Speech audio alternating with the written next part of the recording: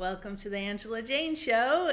And with me, I have the same wonderful, wonderful blacksmith here with me today for take two. Welcome to the Angela Jane Show. And without further ado, our guest today, take it away. Take it away. You got questions for me? Okay. Is this an interview? Yes, this is an interview. Okay, now we got it. What's your interview? Okay. You're supposed to introduce yourself. Okay, we have. Hi, I'm Rick. I'm metal and blacksmithing. I'm by Okay. no means a professional, but I do like to play. Okay, playing it. Rick, what are the basic tools you use in blacksmithing? Hammers, tongs, and an anvil. Couldn't bring an anvil, it's too big. How do you blacksmith? How do I blacksmith? I get metal red hot and beat it down with a hammer. And I got 3 different hammers here that I use most of the time. Got this one is called a cross peen. This is called a rounding hammer. It's got a round head on it. I don't know if you can see it or not. And this one I made is a straight peen. This right here, this part's the peen. And I'm sure everybody knows what a ball peen is. But this is a cross peen because it goes crossways from the handle, and that one's straight because it goes with the handle. And this is just a rounding hammer. And I bought 3 sets of tongs, flat stock, square stock with heads on it, and then just regular square stock. And these here are going to be a set of hinges, and I made a rose just for the fun of it. But I make cheese cutters, ladles, drinking ladles, soup ladles, cheese cutters, good God, all kinds of stuff. Just whatever I decide to make. What do you enjoy most about blacksmithing? Beating stuff with a hammer. No, I just enjoy working with metal. I've enjoyed it all my life, as long as I can remember making stuff. What items have you made blacksmithing? Well, like I said, I've made fire pokers, grilling hooks, cheese cutters, ladles, tripods, bottle openers. God, so many I can't think of all of them. Okay, next I'm having a brain section. fart here. What? Okay, since we've got some tools here, show and tell about each tool. I just did. I know, that's Okay. why you went off a script. Okay, well. Okay, which one did you make? I mean, actually blacksmith, tooled you blacksmith. Well, I made this straight peen hammer. How did you do that? I started out a ball peen. I just heated the ball up and turned it into this head like this. So it's called a straight peen.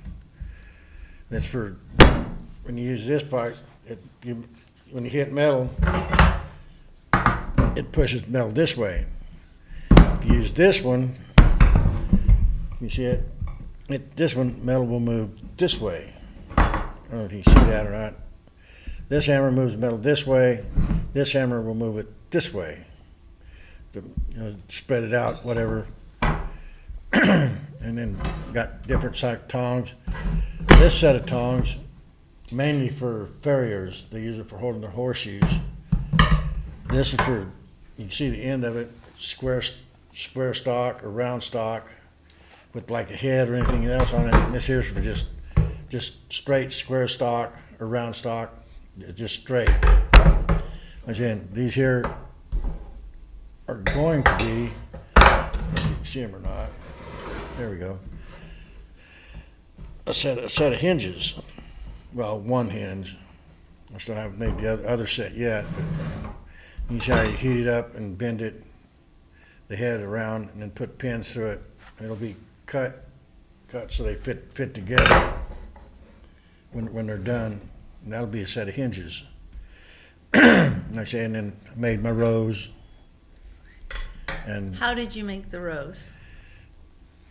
a lot of cutting with tin snips with sheet metal, and just formed it and heated it and shaped it into a rose.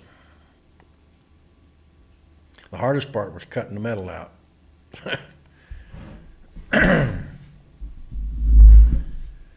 But I say, pretty much, anything I decide I want to make, I just start beating on it till it turns into what I want. So that comes down to what you enjoy most about blacksmithing is beating things. Making things. Just use my imagination and a hot fire and a big hammer and an anvil and just beat it down till it turns into what I want. I enjoy doing it. And I take a little bit of frustrations out too. Yeah, oh, that's always good. That's a good thing.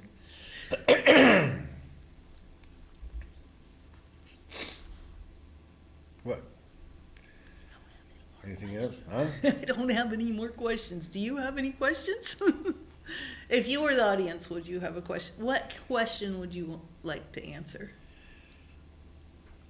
I know there's lots and lots of different style tongs. I mean, probably got 20 pairs of different style tongs for holding different metal, different things. Big ones, small ones. How hot does the metal get that you work with? 2,500, 2,500 degrees when it's critical, when it's right on the verge of melting, they call it critical. 2,500, 2,600 degrees. And it's real easy to move when it's that hot. And I've made a few steel cable Damascus knives. I forgot to bring one with me. I was going to show it, but out of steel cable, railroad spikes, files, make them out of files. Just whatever piece of metal I can get that looks like something, I'll turn it into something else. I enjoy doing it. Cool, that's neat. What would you say to somebody who is interested in blacksmithing? Do it. Do it. You want it? It's fun. I know that, and there's a lot of kids that are really interested in it. I had one kid, Michael.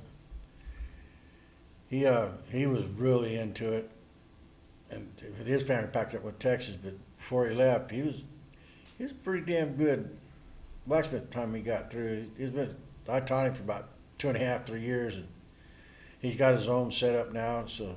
How old was he when he started? Oh, I think he was 9 or 10. Oh, wow.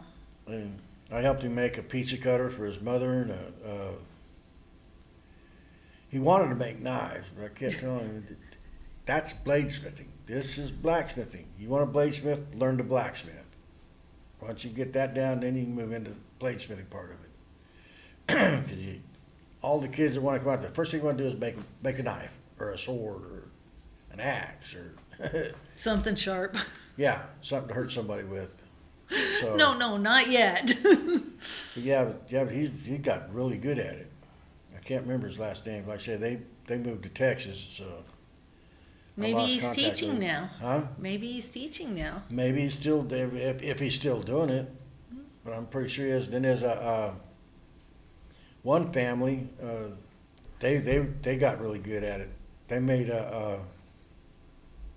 what would you call the little Brett thing that you put in the hair and put the pin through it type thing, roll the hair up. I don't know what it's called, but they made 3 or 4 of those. They made drilling hooks and bracelets. Useful items. Yeah, but they got really good at it. And I think it was last time I talked to their mother, Azul, the older girl, when they went to Tennessee, she got enrolled in school. She got credit for taking blacksmithing class. She got credits for it, for taking the blacksmithing class. They got pretty good at it too. And everybody says it's a dying art. Bull crap. There's a lot of blacksmiths out there. They just don't advertise. They're just like me. I'm not a professional, but I can do it, and I learn as I go. And how many years have you actually put into blacksmithing? Probably 5 or 6. But there's probably a year and a half of health problems, motorcycle wrecks, operations, broken bones that kind of sidelined me for a while, about a year and a half. So I'd say altogether probably 4.5, maybe 5 years. And you're back at it with making the rows. Yeah, that, and I'm working on a fire pit for a friend of mine right now. I got to go home and make the legs tomorrow. I'm not a professional, but I do enjoy it, and I'm learning every day. I learn something new every day. So, how would you recommend starting out to someone? Find a hammer and an anvil. Build a Well, fire. Is that all it takes? Is just like a little campfire? No, you can, but it takes a lot of time to get metal hot that way. I made a coal forge, and I used coal mainly, and then I made a propane forge for just little stuff. But I like working with my coal forge, and I just got it fixed. It broke, so I had to fix it. So I got it fixed. So I'm gonna fire it up in the morning and start making legs for that fire pit. So. Did you start out with any mentors? Yeah, a man named Ike Bay. When I first time I ever went to the blacksmith shop, the museum, me and a lady friend of mine, was my best friend, we went to the horse and mule plowing contest because my grandpa used to plow with mules. So we went in, and when you go through the gate, right to the left, the first one you come to is a blacksmith shop. So it sucked me in like a magnet. I started talking to a man named Ike Bay. He's gone now, but I talked to him for about half an hour. And he said, if you $20, you become volunteer, you got free access to this blacksmith shop. I said, hell, I'm in. I gave him $20 right there. I'm in. And he started teaching me the basics, and and then I just took off from there. But he's gone now. But, And I'm thinking that's how I met you, because you're actually my teacher.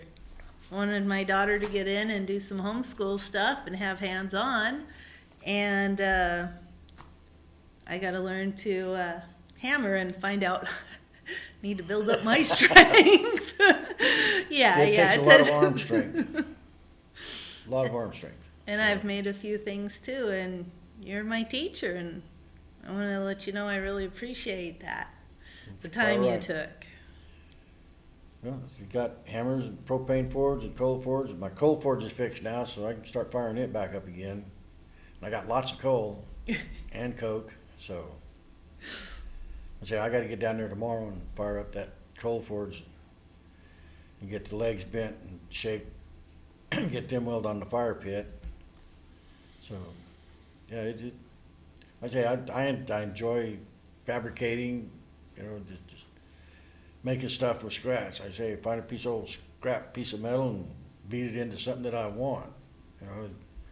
Or I see something I like, I'll study it for a while, and then I'll go home and make it myself. Uh-oh. Not spend money buying it. I'll make it myself. So. Hey, well, thank you for coming up and interviewing with me on my show to kind of get out there just about blacksmithing, someone who actually does do blacksmithing. Yeah, like I said, I'm not a professional, but I still enjoy doing it. And you're doing it. Yeah, well. And then watching the old films with the blacksmiths, you're like, okay, I understand it a little bit better. I'm feeling it. Wow. Well, like I said, that's what I enjoy doing. And Ike Bay, he gave me a book called the $50 knife shop. And that taught me a lot. And then had one art deal on there on steel cable Damascus. And I read it like 7 times in a row, just so it imprinted on my brain. Then I went and started trying making them. And I've made some really, really nice cable Damascus knives. And I give them away. I don't sell them. I don't do it for the money. I do it for the pleasure. And I don't take orders. I do what I want to do when I want to do it. And if somebody likes what I'm doing, fine. If not, I'll give it to the next guy. You know, it don't matter to me. But I do it for the pleasure, not the money. So I guess that'd be it. Yep. That'd be you it, got, huh? what, 15 minutes, 18 minutes? About that, yeah. Yeah, it's going to be as good as it gets. Okay. Thank you for watching. And thank you for being here. Quite all right. Oh, that's not bad. Now what else? Can I sneak anything else in there I can do on my own? Not really.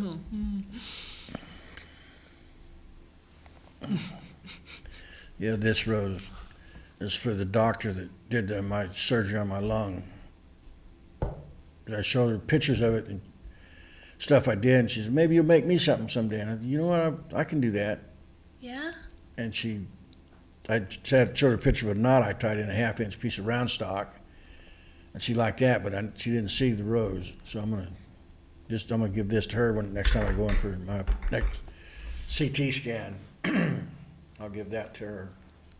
Oh, that'll be nice. Yeah, I think she'll like it.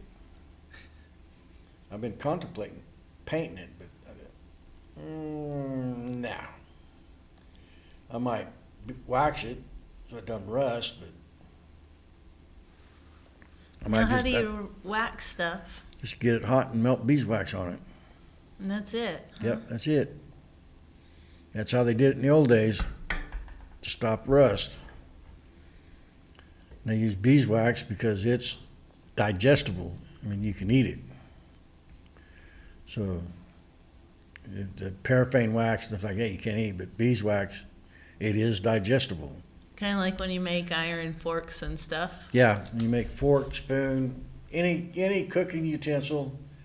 After it's done, they'll get it hot and wax it, beeswax it, and that seals the metal, stops it from rusting. And like I say, and the human body can digest it. It's digestible. But just beeswax, you can't use it, nothing else. That's all you can use. You know, paraffin wax, that shit'll kill you. So, but yeah, I contemplating painting it. And, you know what? I'm just gonna leave it like that. I'll get it hot, beeswax it, color good. Maybe put a couple drops of rose oil in there so it smells like a rose. That'd be nice. Yeah. Here's a steel rose. That smells like roses. Yeah, well, I think it'd be all right. But yeah. Anyway, I still got to do a little bit of cleaning on it still, but I think it'd be a nice gift. She ain't never seen nothing like that. She's a lung specialist. She's the one that did lung surgery on my lung. She's a city girl. She don't know. She don't. You know, she ain't from the country. She ain't been around the country. So, yeah, but I'm decided I'll give that to her. That or make a knot, tie a knot. Maybe give that to her. I don't know yet. But I am going to give her the rose. So, other than that, that's about it. I say I'm by no means a professional, but I enjoy doing it, and that's. Again, I don't take orders. I don't. I know, I tried. Nope. I did take an order to make a fire pit for Juan, a friend of mine. I told him I'll get it done when I get it done. Don't rush me. So, is that about it? That's about it. Thank you. Ow, careful. Ow. That's hot. All right. Okay. Cheese, smile. I That's am. it. Yeah, a smile. Do a big smile. I am smiling. Yeah, put the rose in your mouth like the last one. No, I don't think so. That hurt my teeth. Oh, yeah, that would. Okay, never I mind. will put it in my lapel, though.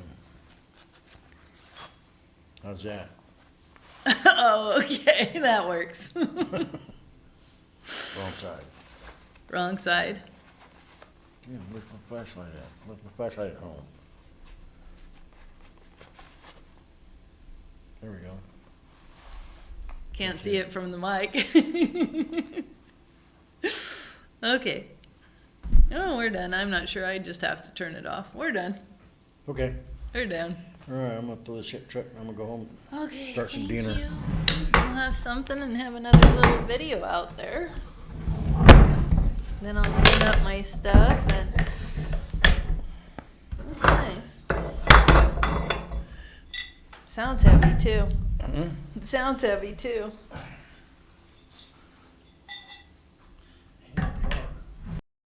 Is it the hammer drawer?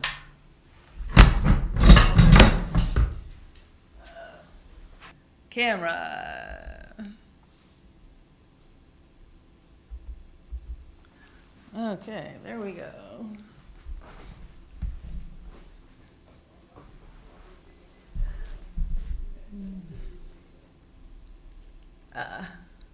Welcome to Angela Jane Show. It's been a pleasure having you guys as my audience, even though I don't even know who you are.